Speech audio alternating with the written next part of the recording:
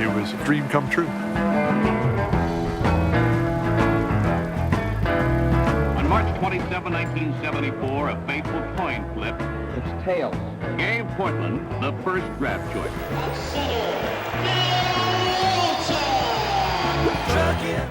All right, as promised, I've been talking about the luckiest guy in the world now for about a week. It's come onto my radar. Our good friend Jeff Friedman said, Brad, you better keep an eye out for this. And we have Steve James with us. He put it together. He put together Hoop Dreams. This is terrific. It's on ESPN starting next week. I don't want to oversell this top to bottom, but if you are a fan of Bill Walton at all and want to know about him, you're going to get some of that. If you're a fan of the Grateful Dead, you're going to get a lot of that. If you're a fan of just life in general for Bill and the title of it, Steve has put it all together. It is terrific. It is must see, and I appreciate you coming on for a couple of minutes, Steve, to talk about it. Great to be here. Great to be here. How did this come together, this project for you? Well, ESPN reached out to me back in, it might have been 2019, when they first reached out, and they said, after much attempts over the years, Bill has agreed to allow us to do something on him. And the initial pitch was to focus on the 76-77 Trailblazers team that, won it all, surprising everyone. And when I got involved and read Bill's memoir, and I followed Bill, all his career, I just said, yeah, that's a great year and a great team, but I want to tell the fuller story of who Bill Walton was. And fortunately, everybody was game, and Bill was game after a while. At first, he was like, this is supposed to be about the Portland team, and I was like, it is about the Portland team, but it's also your story. And he finally got on board with it, and this is what we made. I love how it opens. There's this, just from the opening scene and going all the way through. I will just let the audience know, you're going to see a lot of Bill as a kid. You're going to see a lot of Bill. Bill with his mom is priceless. Bill with his wife is priceless. Bill with the kids. There's not a moment where I'm sitting here when Robert Parrish is talking about Bill and William and calls him William. And it's just so deep. And so who was the hardest person for you to get to put this doc together? Who was the hardest person? I don't think anybody was particularly hard. I mean, it was hard to schedule Dr. J just simply because he's a busy guy. Yeah. But everybody wanted to be a part of it. You know what I mean? It was Artist Gilmore at first, told me, he was like, he said yes. And then when I was scheduled, he goes, I don't know. I don't know that I have that much to offer this story. And I said, that series was so key to the Trailblazers that year. He has a lot to say about playing against you, so we need you. And he was like, okay. So, everyone wanted to be a part of it. I could have interviewed 30 other people easily for this series if I wanted to and had the time, but everybody wanted to be a part of it. And I'm the luckiest guy in the world.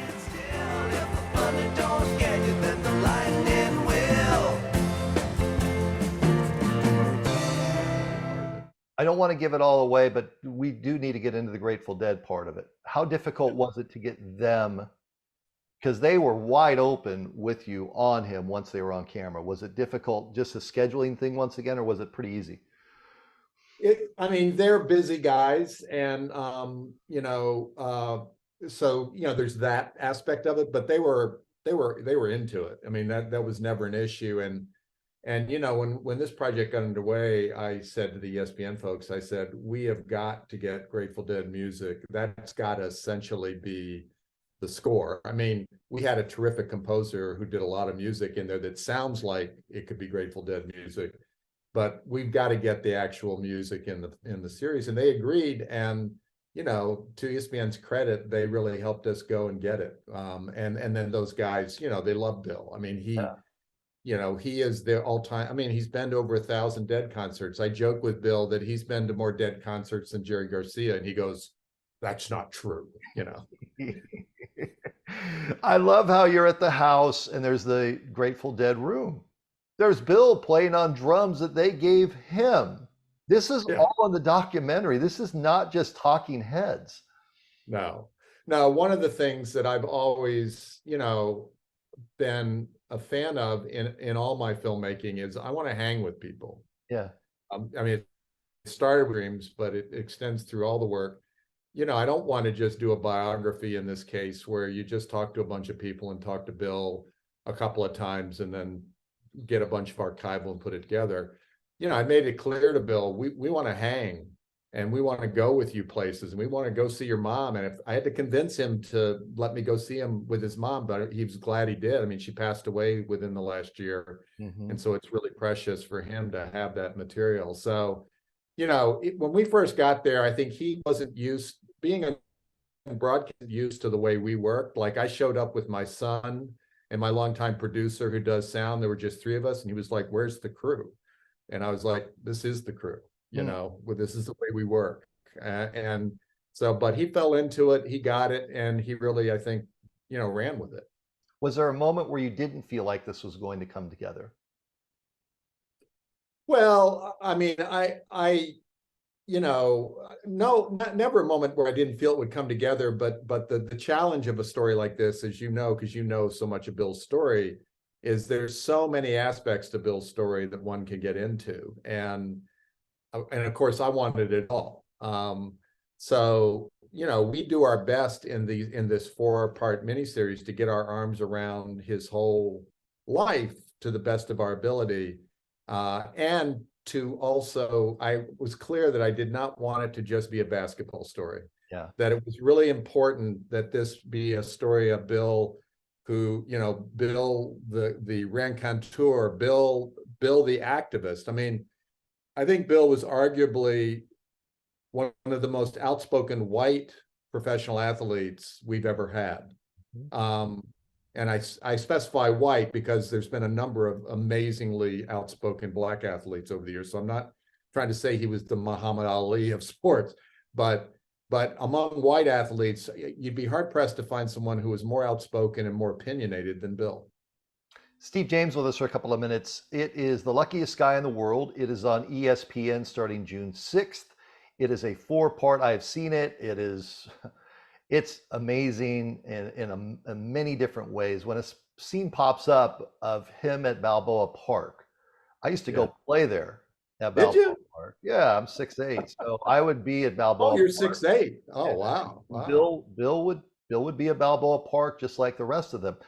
When you go find Larry Bird, and Bird is talking about playing Bill and who had to buy the beer, and just some classic moments for Larry Bird and his little smart-ass humor, and Bill's just kind of like, I think I bought some of the beer, just how he goes about it.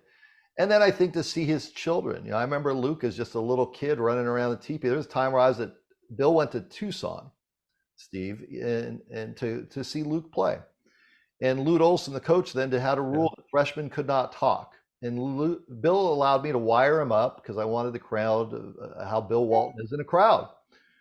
And it was a lot of Luke, game ends, they win. I do Bill center court, couple cameras, and sit down. And he says, "Do you need anything else?" I said, "Well, I can't get Luke because Luke won't let me." He says, "Hang on a minute." And he comes in, he literally has Luke by the ear.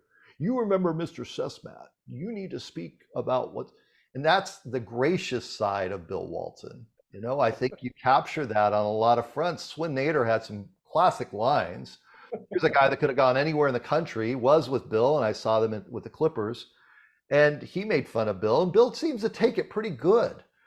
Yeah, he's got a great sense of humor and a sense of humor about himself. He knows it's easy to shoot fish in a barrel when it comes to humor with Bill Walton, right? He knows that, and he goes with it. And it even extends in directions that you would not expect. For example, the stuttering.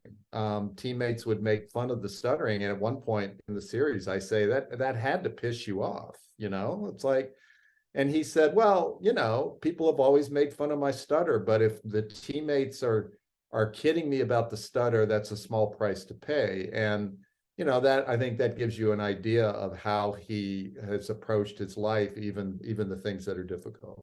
No, we were talking off camera about our broadcast stuff, but I'll just move it to present day. I get a call from Bill about a year and a half ago. We're in Arizona.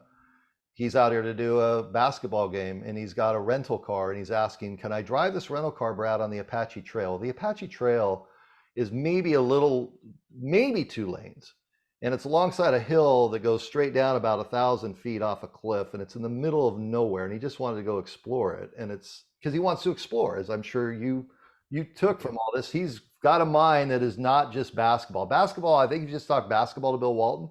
It's interesting. It's not as interesting as the person. Right? Yeah. Yeah. Well, these stories you're telling, I wish we'd have done an episode 5 and come interview you. You've got a lot to say. But it's all in the spirit of the guy that I think shows up in that series. Yeah.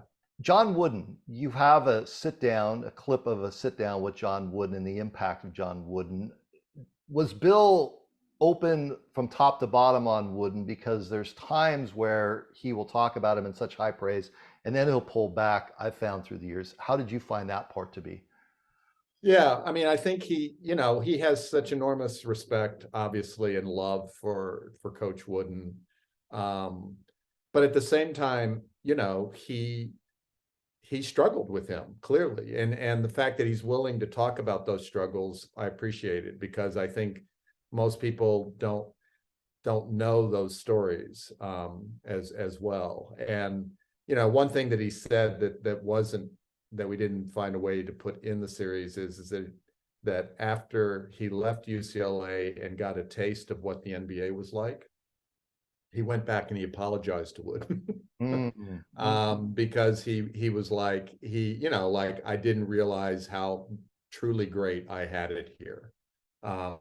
Until I went to the pros and saw that it's a whole different animal. And so I think that, Bill, I think, called him regularly throughout the rest of Wooden's life.